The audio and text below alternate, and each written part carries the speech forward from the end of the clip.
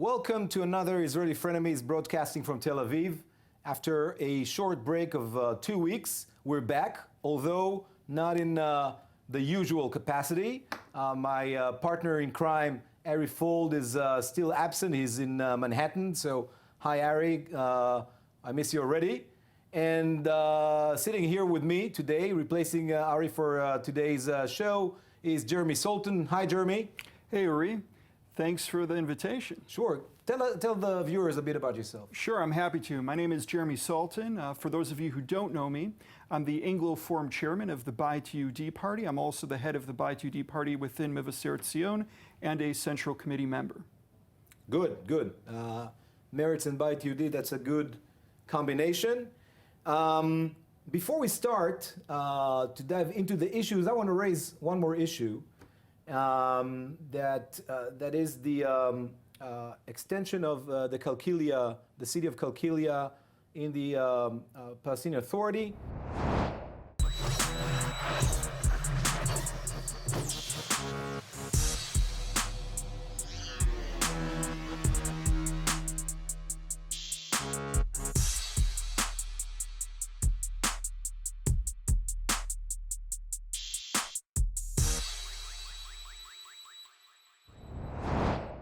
There was a cabinet decision to make Qalqilia bigger on the expense of Area C, which is part of the West Bank that is in full Israeli security and administrative control, but part of the West Bank. There was an opposition from Beit Yehudi's ministers. Netanyahu and Lieberman passed the resolution, but after it became public, Netanyahu is now getting cold feet. I just want to say that, if you don't, there's no, we're going to discuss the peace plans and all that, but preventing even the extension of a city, a large city of hundreds and thousands of people, and to say, they can't do it, and to always hoist the flag of building more and more Jewish settlements. Don't you see here the problem that how deep the occupation you guys don't recognize, you don't even say it's an occupation, that the Israeli cabinet tells the Palestinians you can't build in your own city? I'll tell you what the problem here is. The problem is that, as you said, Qalqilia is in Area C. And as you're aware, the Beit Yehudi, sorry, you're right, it's in Area A, but what they want to build, specifically the area that was discussed by the Security Cabinet, which Ministers Bennett and Shaked voted against, right, is an extension of Qalqilia from Area A into Area C. Right. Area C is, of course, as you know, the area which is under full Israeli control, unlike Area A, which is under the Palestinian Authority. And that's what our issue is here. If we're talking about building within Area A, that's fine. We have an issue when it comes to building in Area C. But Area A is the only city lines. Area C, for our viewers who don't know, Area A, B, and C, the Oslo Accord did not plan it to be like a sovereign part of Israel. It was the military who divided the territory between two different zones for only 5 years. And the idea was that the Israelis would control it for the sake of security. This is long gone. Now, Area A is exactly the borderline of the city of Qalqilia, like other cities. That means that there are islands of Palestinian cities within a vast ocean of Israeli control. If you don't let the Palestinians build, where are they supposed to extend their cities to? As you said yourself, Area C is under our full security control because our own security experts said that this is area that we should not be giving up until we have a peace agreement. Back in 95 and it for 5 doesn't years. look like we have any peace agreement coming along soon. As you know, Abbas is in the 12th year of his presidency. The parliament has not had an election in 11 years in the Palestinian Authority. I don't think this is the time to be giving more land to a dictatorship that is the Palestinian Authority. It's not a dictatorship and it's not a presidency. Then what do you call that? I call them an administrative body. So after the four-year term a municipal ends, union minus Abbas is. So I want to understand. He's what a president it is. of nothing. So when he's the chair of the PLO. That is the president? most important position. Was he a president when he was elected 12 years ago? I don't know. if I were him, I would not take the title president because he doesn't have sovereignty whatsoever. As we see, the Israeli cabinet the way that I understand controls the things, extension when of you're his elected cities. to a democratic term, there's a start date, there's an end date. They're not a state. He canceled elections. They're not a Still, state. again, the idea supposedly of going through the Oslo process was to create a state in stages. If they're not even able to fulfill the basic idea of having elections when they're a Palestinian authority, who thinks...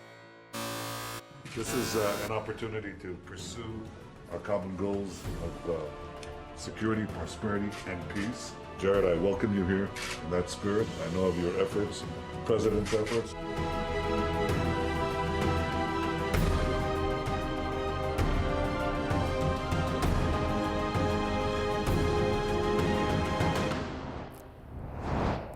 So we have important guests in Israel. One is already a frequent flyer to Israel, and that's Jason Greenblatt, the president's special envoy for the peace process between Israel and the Palestinians. And today we have an upgrade. We also have Jared Kushner, who's both President Trump's son-in-law and also his most personal and trusted advisor on this issue. That shows to me that in this big, as we say in Hebrew, balagan of the Trump presidency, that it's very hard to understand what is his lines, what are his lines, what is he aiming for. This particular issue of the peace process between Israel and the Palestinians, it seems like he has a plan. And it seems that he's anxious or I would say persistent in promoting it. And therefore, he has his most trusted person in his administration here to promote that. Now, I remember not you specifically, I don't know, Right. but your camp's happiness and joy when Trump was elected. And now we see, at the end of the day, he talked about compromises. He's talking now about freezing or at least lowering the numbers of housing in the settlements. How do you see that? I'll tell you, I have 3 points to say about this very important issue. The first is looking at that picture of Prime Minister Netanyahu, along with David Friedman, Jason Greenblatt, and Jared Kushner, where the Prime Minister of Israel is the only one without a yarmulke, without a kippah. I think that says a lot in terms of what Trump thinks, in terms of who's needed in order to actually get something done. Okay. The second point that I have to say is, I believe, this is my belief, that the maximum that Israel is capable of giving is not the minimum that the Palestinians are actually capable of accepting. Okay. Therefore, that brings me to the third point. Trump is a winner. He likes to win. Let me tell you something, Mr. President. You want to win? You want to be a winner? There's a winning side. Get on it. There's not going to be a Palestinian state. Join our side. You'll be a winner. But he wants to win the ultimate deal, as he calls it. And I don't think that neither of those two leaders, neither Netanyahu nor Abbas, want to be in a position where they say no to Trump. I think that will be, the guy is, how would I say it, unpredictable, okay? Yes. And nobody wants to be in the radius of his rage in case, he'll be pissed off with one of them. And therefore, he has a lot of leverage on both sides. And I would say on the Israeli government more than Obama did because of that embracement that the Israeli right and specifically the parties that hold together this government, who lead this government, he can, if he wants to, he can dictate stuff that if Obama would have even thought about, you would say he's an anti-Semite, anti-Israel, or whatever. I really hope that he doesn't dictate anything because he's a democratically elected leader of what we call free civilization. Look, obviously no one wants to be in President Trump's crossfire. Right. We've already seen exactly the amount of staff reorganization periods within the short period of time in which he's been president. But we've also seen that when it comes to foreign policy, this is something that he thinks is very important to get done. And we shouldn't go ahead and ignore that. But on the other hand, what should we do now? We should go ahead and talk to someone who never read the book or experienced any of the past of what happened and say suddenly, okay, sure, let's do it your way. You know, we're Israelis, we live in Israel. That's great when the Americans want to come in and try to help us and they want to mediate.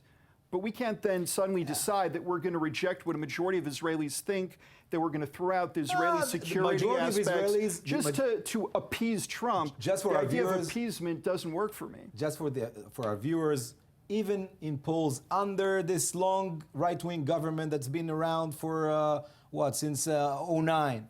And after all these attacks on the two-state solution, there is still in all the Israeli media outlets, it shows that there is a strong majority still for a two-state solution. And then the second question they ask is, do you think it'll happen? And then the overwhelming answer is no. Right. But so again, we can want something, but if the other side isn't playing ball, but we're if not you'll going to have the have American president saying, I have this deal, take it or leave it, they'll all of a sudden they'll say, oh, it can happen. And what I'm saying is that, first of all, I wish, I'm far of being a fan of President Trump. Those of the viewers who've been following this show. Meritz wasn't happy that he got elected. Yeah, no, me personally, I think as a citizen of the world, I think it's bad news. Yeah. But I do think that in this particular issue, and I should say that you said about people who don't know anything about this conflict, I do think that at least Jason Greenblatt did a tremendous work. I think he showed a fresh attitude towards how you learn stuff. He went to meet settlers, and he went to meet refugees. He abandoned what I think was a really destructive policy, the Dennis Ross attitude of only dealing with the leaders. And I think he knows what he's talking about. I think Jason, David, Jared, those are the type of people you need to get.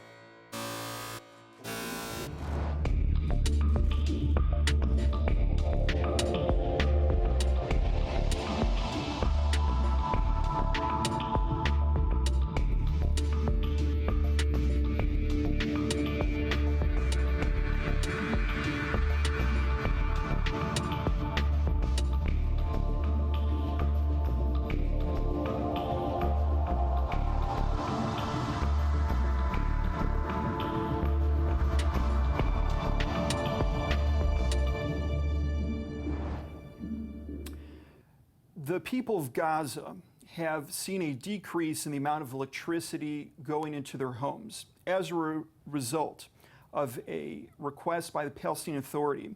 Israel has gradually decided to reduce the amount of electricity going into Gaza.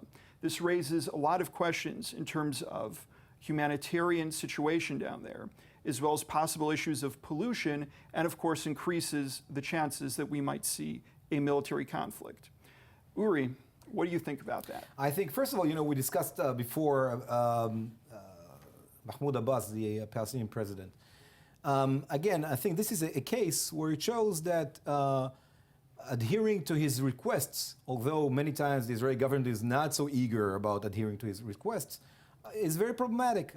He has this internal fight with one Mohammed Dahlan, who's a former PA official, became a big political rival of the Palestinian president. And in order to stop this guy, he's willing to even reduce the electricity of Gaza. Now, I don't care about Abbas. I care about our responsibility. And to prevent people who already have only 3 hours of electricity, and those of us who know the Israeli and Middle Eastern summer, and we're now getting into the hot days of summer. This is crazy. It's completely crazy to have only 3, and now they'll have 45 minutes less of electricity. That's completely crazy. And I don't think this is I think Abbas made a moral mistake vis-a-vis his own people in Gaza, and they are Palestinians. We should never have cooperated with this, and I think we should stop it immediately. And I'll say one more thing before I'll pass it to you. Sure. At the end of the day, Israel's real national interest is not to have Gazans suffer. As long as they suffer more, they'll support Hamas more, they'll support attacking Israel more, and it's not in our best interest.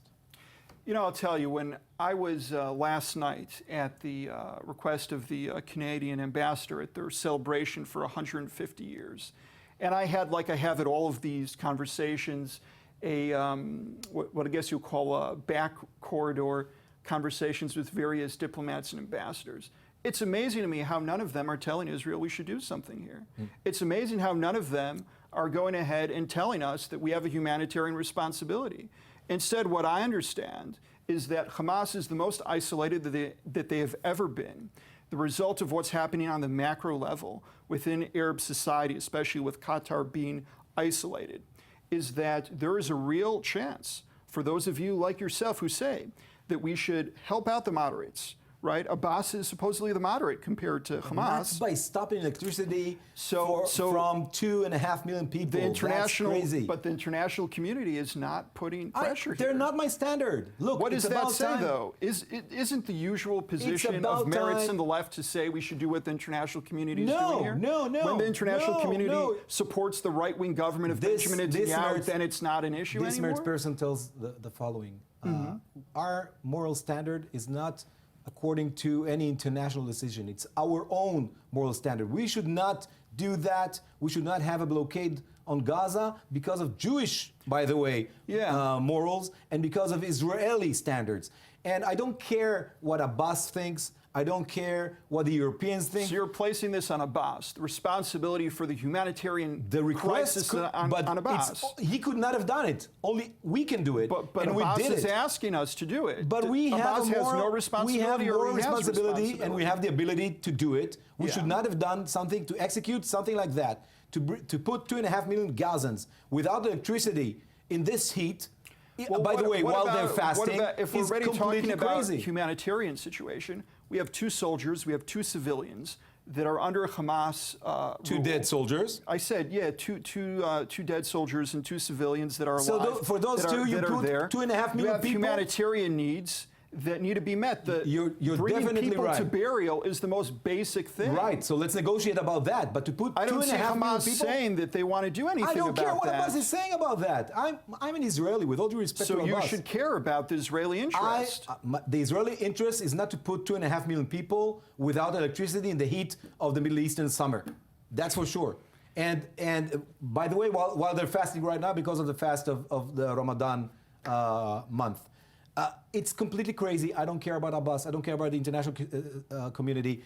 I completely agree that we should negotiate with Hamas about releasing. You think we should negotiate with Hamas? Yes, like Bibi negotiated big time and released 1,000 we voted prisoners. against that. We voted against I the would have Shalit. voted against it too. Well, I'm glad to hear that. But Bibi Netanyahu, the prime minister of your That's true. government, negotiated with Hamas and released more prisoners than any prime minister from the left ever did. And thanks to the Bayit UD, we're able to bring back a lot of the Shalit prisoners into Perhaps, jail. but as a you result, seem as if you surprised remember, that to negotiate with Hamas, your government negotiated with Hamas, or a government that you were a part of negotiated with Hamas on this particular issue. But we cannot allow 2.5 million Gazans did not kidnap those soldiers' bodies.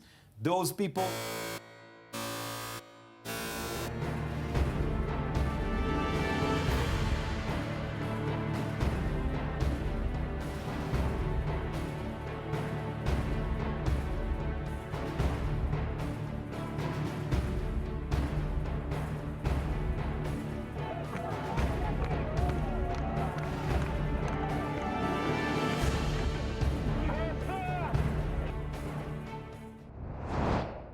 So this, or the day again, the day or the week we're shooting this program in Israel, there's an unofficial day of memorial of the abducted Yemenite children. What are we talking about? In the 1950s, there are accusations by Yemenite families that their babies were kidnapped by hospitals, by the young Israel's healthcare system, and were given to adoption. Those accusations, on the one hand, were investigated several times, although the state never claimed responsibility. or even says that such kidnapping never occurred. Last week, there was also a publication by Israel Hayom that there were medical tests that were run on small Yemenite children. Of course, this raised a wave of rage among many Israelis, both Yemenite and non-Yemenites, because it also brings back bad memories. We're talking about 1950s, few years after the biggest disaster Israel had, and we have medical tests in children without their consent. I think that Israel has to take responsibility. It's about time. You have too many people, too many families with vivid memories of their children vanishing with no proof of their death, with no graves, nothing. Something happened there. Israel should take responsibility. We should respect those people, respect their anger, respect their sorrow. We should also, think about compensation. This cannot go on. I mean, this is a wound that's been open too long. Yeah, this is a point of agreement between the two of us. Whenever I think about this, and this is something that we've heard throughout the last number of decades, that this is the darkest period in my opinion, of Israeli society. And I agree with you. We offer the truth. We need to give this truth to these people. When I'm looking at these pictures, when I'm reading these testimonies of experimentation on children, on babies, on what they did with their dead bodies, it's just very, very difficult. It's hard because people ask me, should I read it? Should I look at the pictures? Should I not? I think we have a responsibility to look at that. And I think, as you said, we have a responsibility towards the families that are looking for those answers so that they're able to get the truth that they so deserve. I completely agree. It's about time. And I'm glad that we're above political lines here. I'll ask you, though, what do you think we should do to those who are responsible for this from the left-wing government of the 1950s? Well, in the 1950s, it's so funny that all of a sudden this becomes like a left-wing government, while in any other aspect, I hear the leader of your party saying that Ben-Gurion is actually like him. Look, the 1950s were in many aspects, probably the most glorious days of the state of Israel. Out of the ashes of the Jewish people, these people built an amazing country, the country that we all live and love in. These crimes should be investigated, but to make it into a political... Okay, we've come to an end to this of this show. It's been great, I think, working together today. By the way, I wasn't here in the last couple of weeks because I was in Australia. I was talking in a very nice Jewish annual event called Limud. I'm familiar with it. Yeah, so I was speaking at Limud Oz. Where the Aussie Australian Jewish community comes together once a year and discuss various issues, both political, Jewish issues, cultural issues, and it was great. But it's good to be home, and it's good to see you here. Yeah, I was going to say, I enjoyed our disagreements. I also was happy to see we have a lot of agreement. Definitely. There's a lot of responsibility we both put on President Abbas. I think that's very important for people to understand that on left and right, all the way on the spectrum from Beit UD overall to Meretz, there's a lot of responsibility, and there should be even more responsibility. I put still, as an Israeli, more responsibility on Prime Minister Benjamin Netanyahu. And I think with this positive cue, or I think it's a positive cue, we'll bring this show to an end. Thank you, Jeremy, for being here. I hope to see you again in the future, and thank you to our viewers. Thank you.